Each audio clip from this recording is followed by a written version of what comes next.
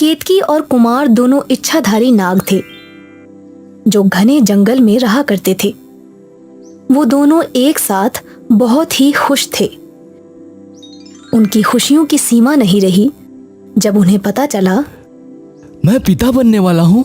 अरे वाह! और मैं माँ बनने वाली हूँ। अच्छा कुमार, हमें बेटा होगा या बेटी? मुझे तो बेटी चाहिए, बिल्कुल तुम्हारी तरह। पर बेटा हुआ तो क्या? वो मेरी तरह होगा, बलवान। अच्छा, कभी शक्ल देखी है अपनी? आए बड़े बलवान। केतकी की बच्ची, मेरा मजाक उड़ाती हो? रुको, अभी तुम्हें बताता हूँ। केतकी और कुमार के खुशहाल जीवन को आग लगाने आ रहा था भैरव। भैरव सालों से शैतान की पूजा कर रहा है।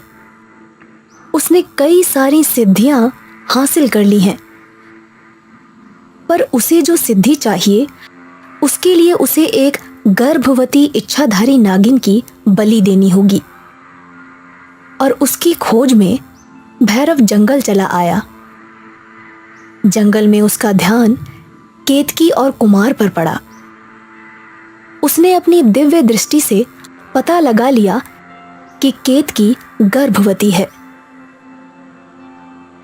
यहां कुमार और केतकी ने भी खतरा भांप लिया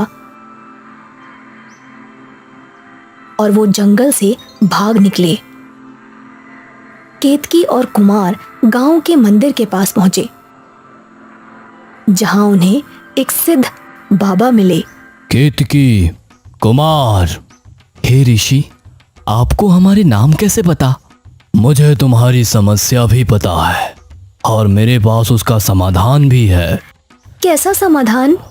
देखो, अगर तुम दोनों साथ रहे तो वो तांत्रिक तुम्हें जरूर ढूंढ लेगा और वो इतना शक्तिशाली है कि तुम्हें मार के केतकी की बलि भी अवश्य देगा। तो अब हम क्या करें? जब तक केतकी का बच्चा इस दुनिया में नहीं आता, कुमार तुम्हें अपने रंग रूप में ही जंगल में रहना होगा। और केतकी?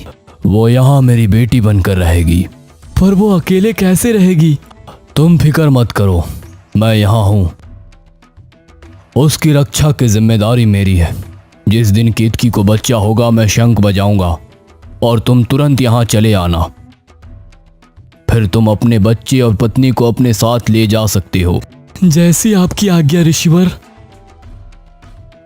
केतकी और कुमार ने एक दूसरे को गले लगाया और फिर कुमार नाग रूप में आकर जंगल में चला गया। यहाँ ऋषि केतकी का ख्याल रखने लगे।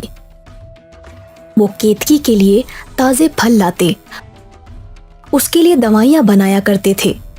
बहुत जल्द केतकी को ऋषि से लगाव हो गया था। बाबा, आप मेरे लिए इतना क्यों कर रहे हैं? क्योंकि मेरी कोई संतान नहीं है और तुम मुझे मेरी बेटी की तरह हो, और इतना तो मैं अपनी बेटी के लिए कर ही सकता हूँ।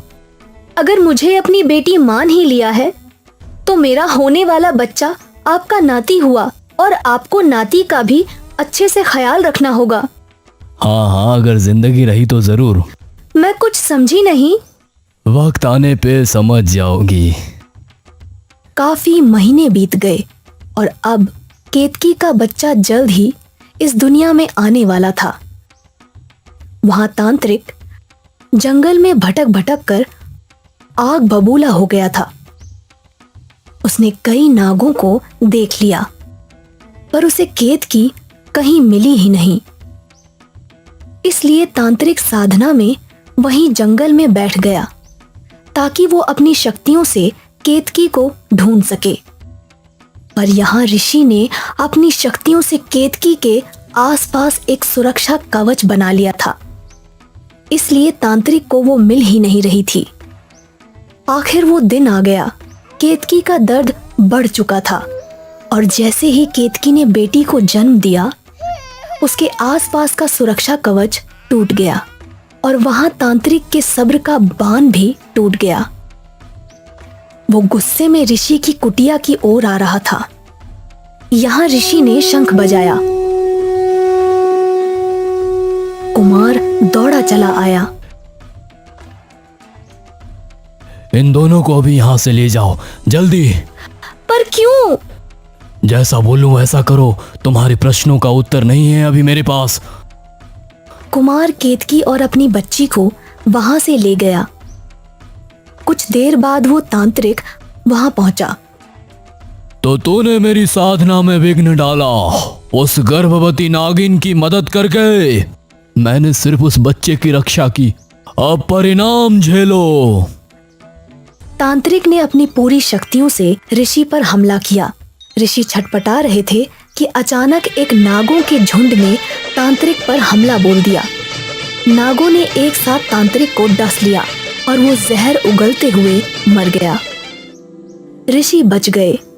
केतकी और कुमार रो पड़े। इंसानियत अब भी जिंदा है, ये उन